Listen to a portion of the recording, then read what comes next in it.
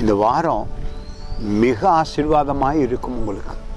இந்த அதிகாரத்தை நான் நினைக்கிற நேரமே உள்ளத்தில் உற்சாகம் வருது, சரீரத்தில் சுகம் வருது, மனதில் சமாதானம் வருது. ஏசாயா தீர்க்கதரிசிக்கு சிலுவையில் நடக்க போகிற ஒவ்வொரு காரியங்களையும் அற்புதமாக வெளிப்படுத்தி இருக்கிறாரே.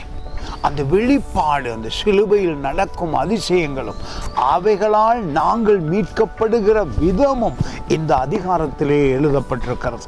அந்த அதிகாரம் மிகவும் அருமையாய் தொடங்குகிறது.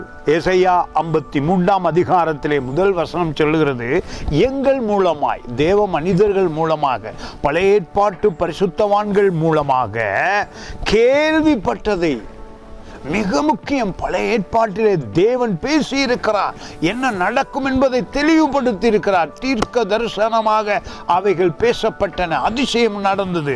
உங்களுக்கும் எனக்கும் இந்த காலம் சாதாரணமாக எண்ண முடியாது. இந்த காலத்திலே சிலுவையிலே தேவன் அதிசயம் செய்திருக்கிறார் என்பதை யாவருக்கும் அறிவிக்க பழக வேண்டும். பாருங்கள், சொல்லுகிற விசுவசித்தவன் யார்? சிலுவையிலே என்ன நடக்கிறது என்பதை அதிசயமாக வெளிப்படுத்தப்பட்டதை நீங்கள் நம்பினால் உடலில அற்புத சுகம். அது மட்டுமல்ல, தேவனுடைய பரலோக வல்லமையை உங்கள் உடலுக்குள்ளே வந்து உங்கள் உடல் மூலமாக சுகத்தை அனுபவிக்க முடியும், ஆசீர்வாதத்தை அனுபவிக்க முடியும். தேவன் உங்களுக்குள் இருந்த வேதனை, கவலை, பாவம், சாபம் அவ்வளவையும் எடுத்து விட்டாரே.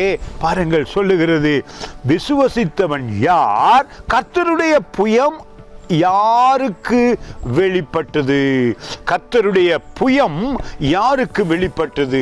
நீங்கள் இந்த நாளிலே சிலுவையில் நடந்த காரியங்களை விசுவசித்தால் அற்புதமாக, அதிசயமாக உங்களுக்கு சுகம் உண்டாகும், பலன் கிடைக்கும். அது மட்டுமல்ல, ரட்சிப்புங்கிற மகத்துவமான ஒரு காரியம் உங்களுக்குள்ளே நடக்க ஆரம்பிக்கும். ரட்சிப்பு மிகவும் மிகவும் மிகவும் உயர்ந்தது. அந்த அதிசயத்தை இந்த அதிகாரம் எழுதுகிறது.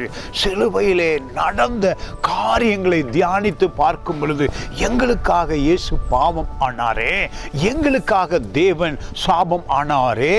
பாவம் இல்லாத ஒரு வாழ்வு, சாபம் இல்லாத ஒரு வாழ்வு, நோய் இல்லாத ஒரு வாழ்வு, கவலை கண்ணீர் இல்லாத ஒரு வாழ்வை சிலுவைக்குள்ளாக இயேசு கிறிஸ்து உங்களுக்கும் எனக்கும் பங்கிட்டிருக்கிறார். அதை அறிந்து கொள்ளும் பொழுது, விசுவசிக்கும் பொழுது அதிசயம் நடக்கும்.